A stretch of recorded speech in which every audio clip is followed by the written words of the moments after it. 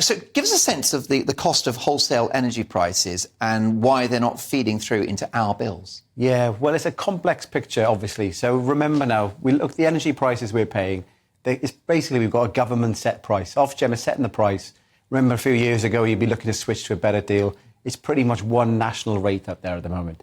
And the way Ofgem set that rate is they will track the wholesale price for about a 6-month period.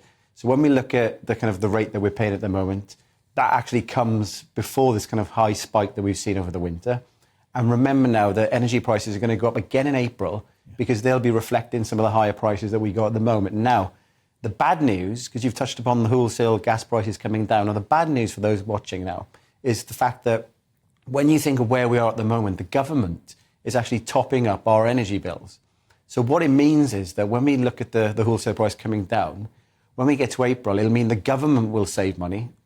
Ultimately, it's taxpayers' money anyway, but it won't feed through to bills. It might be towards the back end of the year when we start seeing the energy bills coming below what we're paying. Because government support for people's bills, household energy bills, stops in April.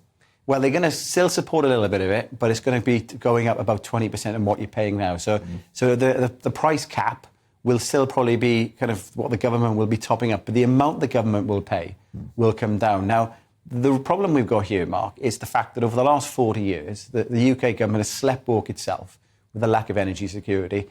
And if you go back 40 years ago, most of our energy came from coal. And interestingly, if you go back 20 years ago, we produced as a nation about 30% more electricity than what we produce now. Now, about a third of that come from coal, about a third of that come from gas, and most of the rest of it come from nuclear. And what we've seen is this huge move away from coal, a large reliance on gas, and also not just gas that we had domestically. So 20 years ago, it would all come from the UK. Now, we import more gas than what we use domestically.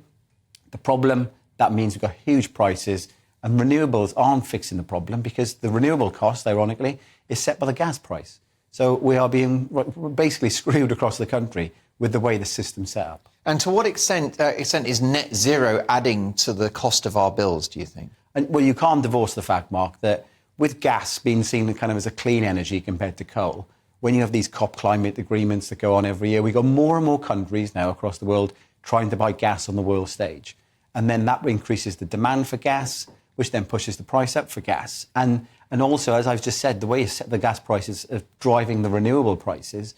We've got this issue, Mark, that a few weeks back with that big coal spell in the UK, we also had a wind drought at the same time. So that meant we were turning the gas right on because there wasn't enough wind and there was no solar in the evening. So net zero and this big shift over the last 30 years is a big factor in why energy prices are so high. And the sad thing is some people are dying out there because they're afraid to put the heating on.